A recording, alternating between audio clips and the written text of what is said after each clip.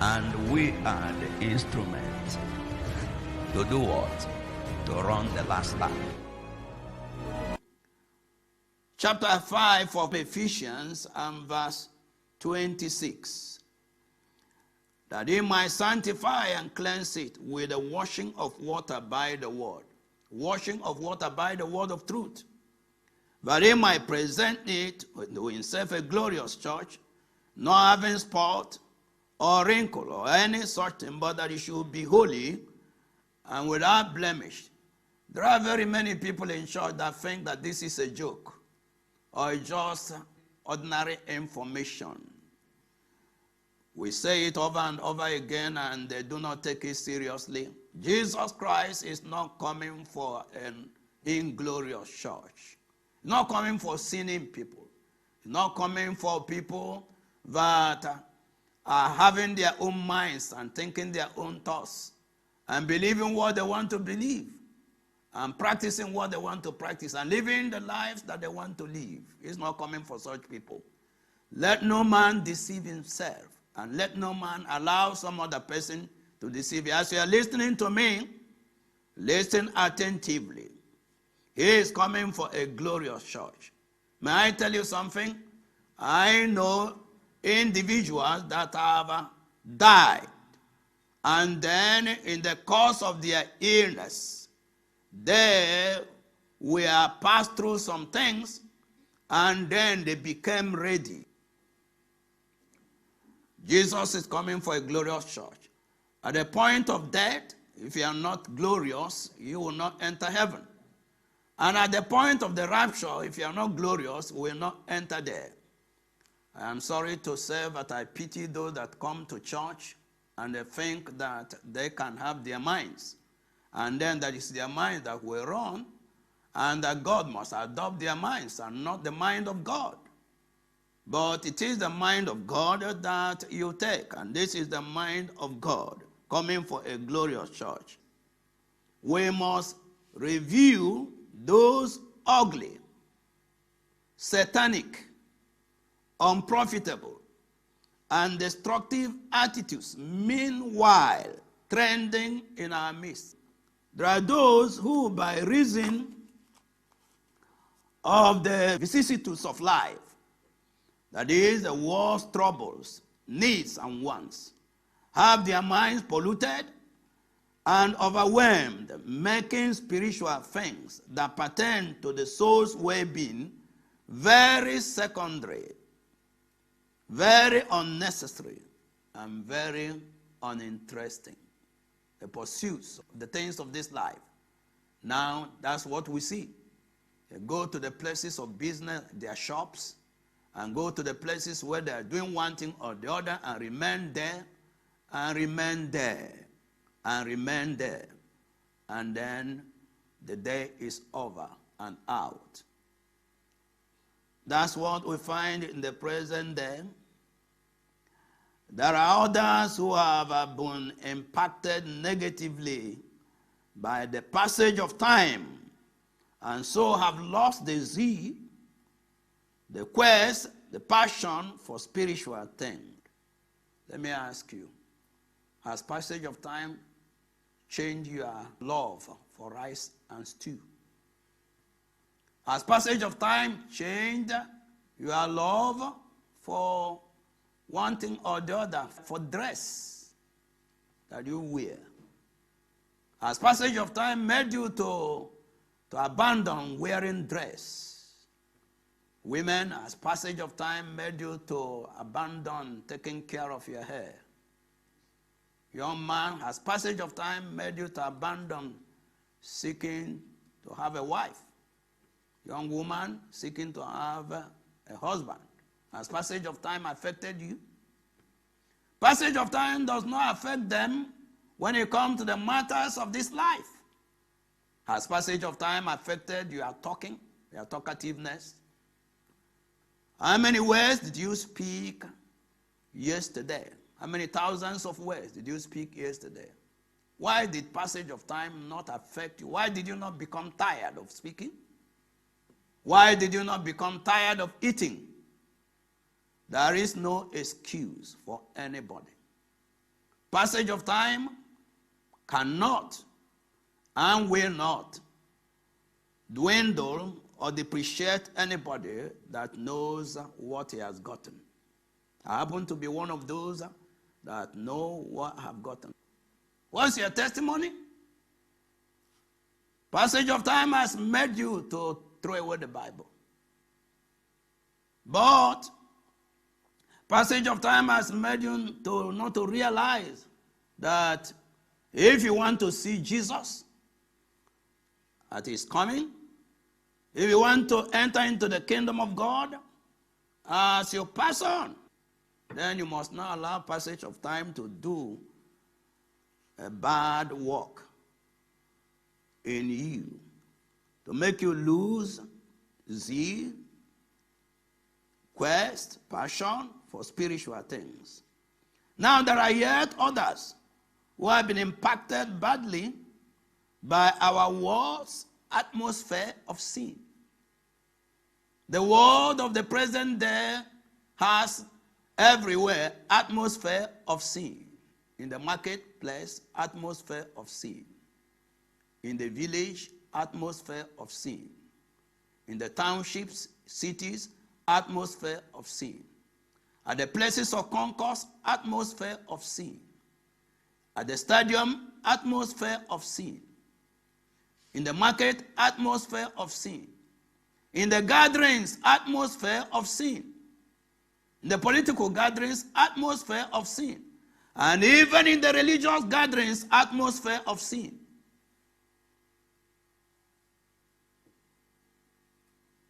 What do we mean by atmosphere of sin? That is, sin is dominating. Sin is like the air. Sin is like the wind. It's like the air. And it's everywhere. It's like the cloud above your head. And so, people of the present day are bound to it. And it has impacted them badly. Now, as a result of the foregoing, all the things that I have stated, we discover that purpose-driven listening to God's cleansing word, purpose-driven listening to God's cleansing word, purpose-driven, that is, listening that is with some purpose. How did we grow? In those days, as I gave my life to Christ, and even through to now, if I was going to fellowship, my mind was, what is the next thing? Lord, discover the next error that needs to be blown out. May I inform you all dead that are listening to me that every one of you came into this world with some nasty nature. Some nasty nature that you inherited from your fathers by gene. That is the truth. Nobody came into this world righteous man, righteous woman. Everybody came with Adamic nature, and the Adamic nature is a nasty nature. And so when we repented of the sin, the big things, now we went to church and then sought that preaching should discover the small foxes that have destroyed the vine, that they might be thrown away. Now, people are no more doing that today. And because they did not do that, even in times past, now if they didn't do it when they began, how can they do it in the course of time after 15 years? Nowhere to do it. Purpose-driven participation in liturgy. What's liturgy? Liturgy is you came to fellowship and the opening prayers have been made. And then the people that come for the first time have been welcomed and introduced, and then the announcements have been made. And now the song went by the leading of the song leaders. Were you involved? Did you sing? Did you read the meanings into the song? Did they minister anything to you? Then after that, You had the music ministry come on board. Did you listen? Purpose-driven participation in liturgy. These things are no more there. People are loitering. Soon they go out and to answer phone call, and pastors inclusive. Woe art thou, O land, O church, when thy king, when thy pastor is a child. Ask Ecclesiastes chapter 10 or so, and verse 16. No fervency in prayers anymore after the word or even before the word. Everything is missing.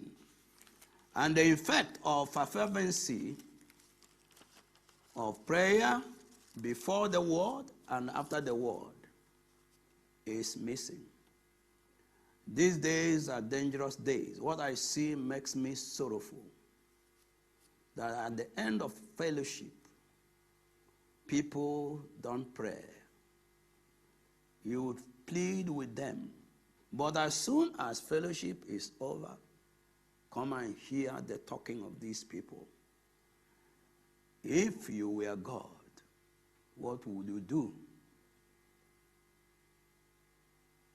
I ask you, if you were God, what would you do?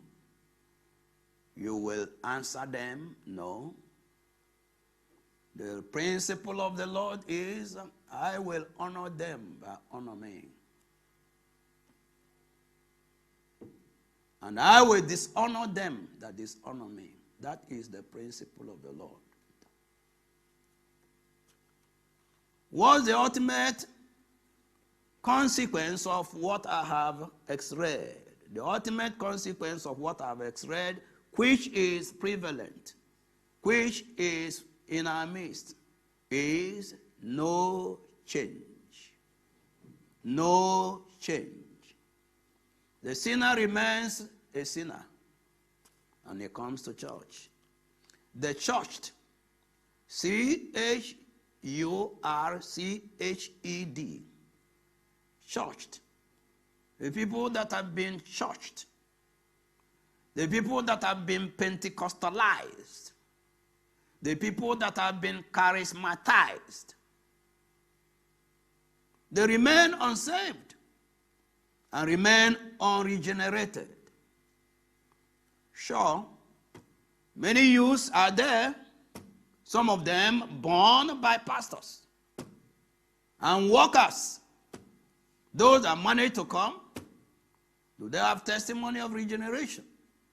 Let me tell you, the regeneration of anybody does not transfer to anybody. The qualification of anybody does not transfer to anybody. If your father is an accountant and he has a CCA and has a PhD, and you refuse to go to school, you say, I don't want to go to university. I'm okay with secondary school. May I inform you, there is nothing that will happen on this planet Earth, or even any planet for that matter, that the qualification of your father should be transferred to you. You are a secondary school leaver, period. So, you have to have your education. So you have to have your salvation experience. You have to have your regeneration experience. Now, but we find that church people remain unsaved. That's what we find. The old believer returns to his vomit. That's what is trending. Old believers have returned to their vomit. What is trending includes the fact that corrections and rebukes are offensive. That is what I see. Oh, that's what I see. I won't mention places, but that is what is trending. Very many people in the ministry, because you are hammering on this. Of course, we know that truth is bitter. And if you are committing sin, you see me, keep running. Because I will not spare. I will not be cowed. I will not be compromised. I stand where I stand. The problem I have with some people somewhere, do your work. Do it result-orientedly. Listen to me. Now, in the church, what we find is people take advantage of the church. And then the church has become the kind of milk cow. The milk cow that is supplying milk. And then the people are being sustained by the milk of the milk cow. But the people are not bothered about the well-being of the milk cow.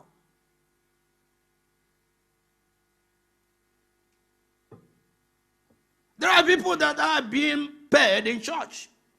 There are facilities that church have provided in order to get more money. You earn your living through that facility. You buy your car, you build your house, make your living, and then your salary, and buy your food, and pay your rent, and train your children. But that institution, the milk cow, you don't care. Now let me ask you, if there is a physical milk cow, and we are taking milk from the milk cow, and we did not bother about the nourishment of the milk cow, surely the milk cow will die, and all of us will go without milk. And when you are shouting that, there are those that are offended. Instead of being broken, part of what is trending is that relationships are sour and broken. Husband and wife relationships sour and broken. Brother and brother relationships, sister to sister relationships sour and broken. Criticisms and murmurings continue. Resentment and bad blood remain. People don't read Bible anymore. On their private note, neither did they pray anymore, pray in the Bible. All these are non-existent. Public identification with Christ has failed. And then, ultimately, Christians, so-called, have remained scandalous. That's what we see. Now, given that we have this sorry circumstance, vis-a-vis the fact that only the rapturable can be admitted into heaven at death, or make rapture at the trumpet's blast. What must we do? Seeing what is trending. Seeing what is given to us to achieve. Seeing that the status of the individual that must go to heaven is not negotiable. It's not what somebody thinks. Now listen to me. There are those that like to listen to people who have been conquered by sin, and then as a result, they now develop some kind of mechanism. They develop some kind of preaching mechanism where they don't mention sin. The time people like us, sin-conscious preachers, because they have been overcome. And so they now hide under the grace of God. They hide under the love of God. Jesus, you love me so much, oh. So much, oh, so much, oh. Excess love, oh. Jesus is angry with the sinner. And they will hide under that and sing it, and the people will just take it like that. But then, my brothers and sisters, the way of the Lord is unchangeable. Passage of time, 1 million years, does not change God's standard. 1 million years passing does not change God's standard. Without holiness, no man shall see the Lord.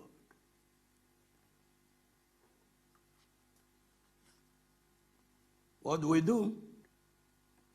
The answer is shake off what should be shaken off and put on what should be put on. Is there anything that you should shake off? You shake it off. Listen to me. It is not difficult to go to fellowship. It's not difficult. You can simply tell yourself, look, this is necessary. This is essential. I must go to the house of the Lord. This is essential. In the presence of the Lord, there is fullness of joy. If I don't go to the house of the Lord, from where do I get inspiration? If I don't listen to the word of the Lord, what will cleanse me? What will show me the way? If I don't read the Bible, what will show me the way? If I don't pray, how do I communicate with God? Do I pick my phone and dial God's number? As you think like that, you shake off everything that needs to be shaken off. All the laziness. All the things that have overwhelmed you. Look at what we are told in Hebrews. And I read. Hebrews chapter 12. And verse 1, wherefore seeing we are also compassed about with so great a cloud of witnesses, let us lay aside every weight. Let us shake off every weight. And the sin which does so easily beset us. Is it gluttony? Throw it away. For food does not commend us unto God. Whether we eat, are we the better? Neither if we eat not, are we the worse. Shake off the things that have made Christianity boring. Shake it off. And shake in the things that make you alive again. You ask me, why must we do this? And I answer you finally. And we go to prayer. I'll answer you with this. We need to do that so that the damnable things predicted do not get fulfilled in us. We need to shake off what should be shaken off and shake in what should be shaken in order to become a Christian of repute. And you can lift up your head and say, I am a Christian. And then the people around you, looking at your character, your disposition, and your reactions, will say, this is a Christian. And the employer sees you and says, there goes a Christian. What is the testimony of people? Even as we're in church, if you are approaching, do we see you as a Christian? As you approach with your disposition, with your controversies, controversial minds in the church, are you a trade unionist in church?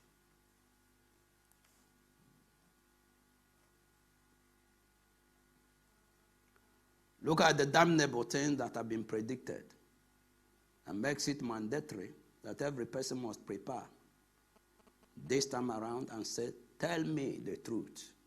I want to buy the truth, that I may become a Christian and that I may be involved in the ministry, non-negotiable ministry that the Lord has given to us. In 2 Thessalonians chapter 2 and verse 3. Let no man deceive you by any means, for that day shall not come, except there come a falling away first. This is some damnable prediction. So we need not to fall in this line. Of course, you know that, oh my God, in heaven, many people that I have known over the years fallen by the wayside and died in sin.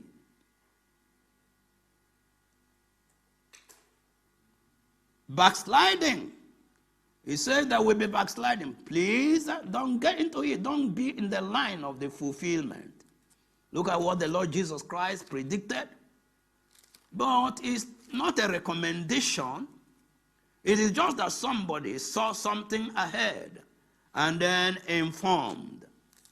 In Matthew's Gospel, chapter 19, and verse 29 and verse 30, and everyone that hath forsaken houses, or brethren, or sisters, or father, or mother, or wife, for my name's sake, shall receive 100-fold, and shall inherit everlasting life. But many that are first shall be last, and the last shall be first. When the last becomes first, what happens? He has overtaken the first, and the first does not enter. That's the meaning. The first has failed, and the last now came and entered. In chapter 24 of the same Matthew, and verse 12, verse 11 and 12, and many false prophets shall rise and shall deceive many. And because iniquity shall abound, the love of many, the zeal of many, the passion of many, the interest of many shall wax cold. Now, we need to get ourselves set for buying the truth and selling it not, so that we do not stand to fulfill these damnable predictions. In 2 Timothy chapter 3, verse 6 and verse 7, for of this sort are they which creep into houses and lead captive silly women, laden with sins, led away with divers lusts, ever learning and never able to come to the knowledge of the truth. This is a prediction, damning prediction. Pastor, pastor's child, wife, worker, leader, elder. Don't let this be fulfilled in your life. Ever learning and not being able to come to the knowledge of the truth. Ever learning, but you have not been able to come to the knowledge of the truth that saves, that sanctifies, that makes somebody to be a genuine child of God and to have focus and to succeed and to overcome Satan and all his maneuvers and overcome all the problems of this life. The problems of this life will never end so long as the world is lasting. And so long as the devils have not been bound and cast into the bottomless pit, the problems will remain. Who is there then that will make up his mind that I cannot fulfill these damnable prescriptions? Rather, I want to fulfill the glorious ones. Can I show you just a few of the glorious ones, and then we pray. In Hebrews chapter 11 and verse 12, therefore sprang there even of one, and him as good as dead, so many as the stars of the sky, a multitude, so many. What manner of people? What status of people? Regenerated people, people that are waiting for the Lord, people that are living right, people that love the Lord, people that love the church, people that love one another, people that are obedient. People that are cooperative. Is it possible? Yes. Is it needful? Yes. Now, these are people. This is a prediction. This is what God has decided to do. So why not join in the fulfillment of this glorious one? So many as the stars of the sky, multitude, and as the sand which is by the seashore, innumerable. People that are waiting for the Lord. Look at it in chapter 9 and verse 28 of Hebrews. It says, so Christ was once offered to bear the sins of many, and unto them that look for him. What is the meaning of that look for him? I tell you. Unto them that are eagerly awaiting him. Unto them that are eagerly awaiting him. You cannot be awaiting somebody to visit your house and you know that this individual is going to assess the cleanliness of your house and reward you.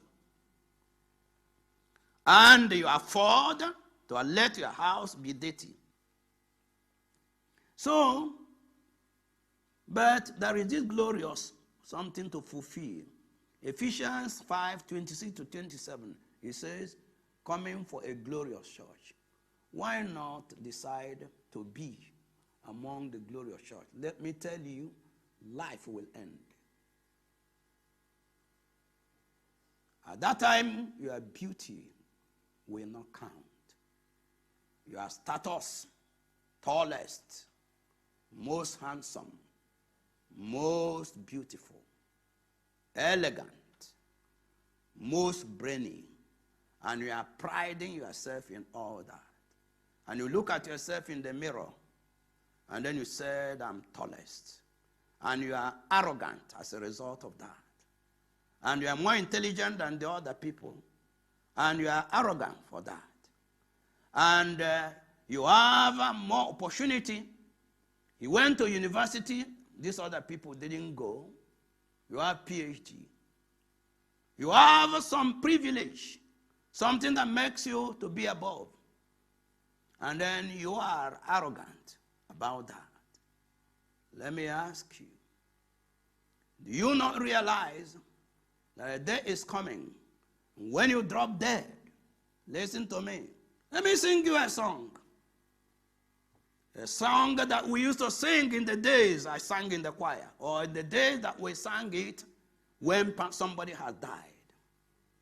The song is in vernacular. After I sing it, I will interpret it as much as I'm able. So wherever you are watching this man, listen. Chetanum bosion kegadere mado ibenka gakaruno bugwodiri nduno unubundi jingala ingala nagarube kusini uniru ozu nedehe unugabo. All of you that are moving around in pride and arrogance, stop before the corpse and see what you are shortly going to be. Life will end. It is your prerogative to kneel down, to stand up, or wherever, and to fall down, to call upon the name of the Lord and say, I do not want to be among the people that will fulfill the damnable things that have been predicted. I don't want to fall in line. I don't want to be in the line of those damnable things. I want to be in the line of the glorious things. The choice is yours. Let us pray. I urge you to pray. I urge everyone, everywhere, wherever you found yourself, I urge you to pray. And as individuals that are in the universities and you are watching, even through your computer or whatever, or hearing my voice, and you are not seeing pictures that have been posted onto you, via the Vow TV or whatever. Pray to the Lord. Pray to the Lord and accept the truth. Tell you, accept the truth. I will partake of this truth. I will buy the truth and sell it not.